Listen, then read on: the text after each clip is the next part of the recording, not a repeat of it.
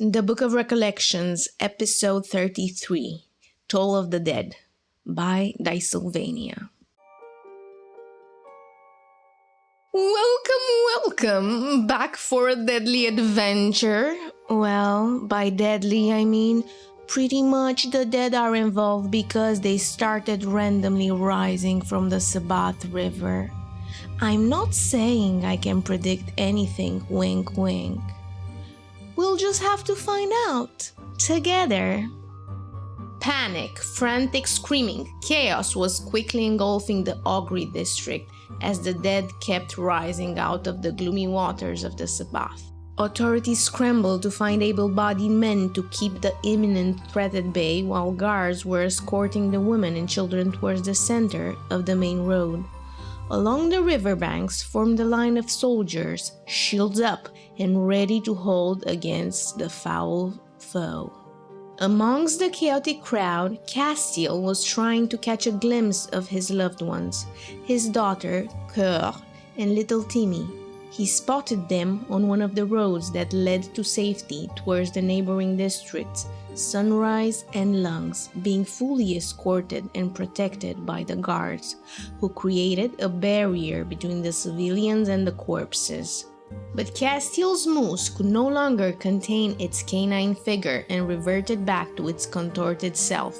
Upon catching a glimpse of the abominable creature, the guards immediately laid blame on Castiel for the impending doom that was brought down upon them, raising arms against him, but refusing to attack because of the king's protection that had been bestowed upon Castiel.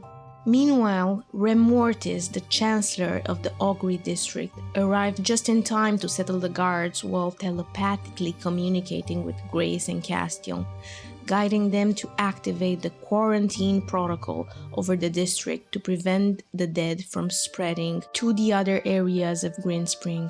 With the runes he provided, they would have to make haste towards the chapel to find the sermon room, channel the energy into the runes, and activate the main rune atop the Dead Man Tower to enforce the protocol.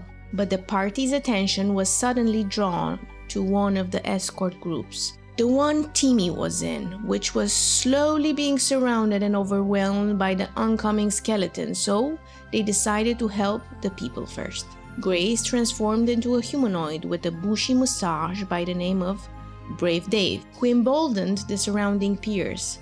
Shadowfall kept the dead at bay, using water from the Sabbath River itself to attack them, and Castiel, with little to no help from its abominable moose, used his magic skills and artifact to protect Timmy and the others. At the entrance into the next district, the guards faced an impossibly challenging task. They shifted through all of those who were rushing in, granting access to far fewer than they had hoped, splitting families apart despite their desperate pleas and their children's booming cries. And there was no hope should the dead deal even the scratch on anyone's skin. The flesh would burn and the person would become one with the Sabbath water, losing any trace of their material self. It was a terrifying and gut-wrenching sight that troubled the group and brought Grace to a breaking point. But the guttural growls of the dead were drawing closer to the entrance, and panic was quick to follow. The guards took on their weapons, ready to put their lives on the line to protect the living. The chancellor of the neighboring district, dressed in his festive crimson robes, barked words of encouragement towards his men, yet even his eyes could not lie. The chance of survival was paper thin. The adventurers rushed back towards the chapel to perform the ritual that would bring the quarantine protocol upon the Ogre district. The guards awaiting at the entrance were less belligerent, swearing to hold fast and protect the entrance to buy them as much time as they needed. But as the group started the ritual in the sermon room, the dead were drawn to the chapel like fruit flies to a rotten apple in a midsummer's day.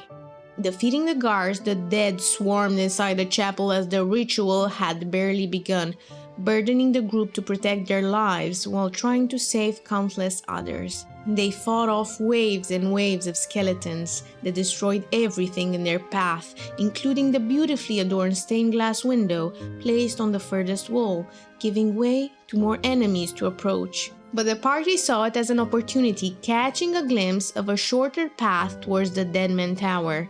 The moose, however, heavily wounded and with a sense of preservation greater than the desire to help, decided to flee atop the chapel and simply revel in the outgoing chaos and death.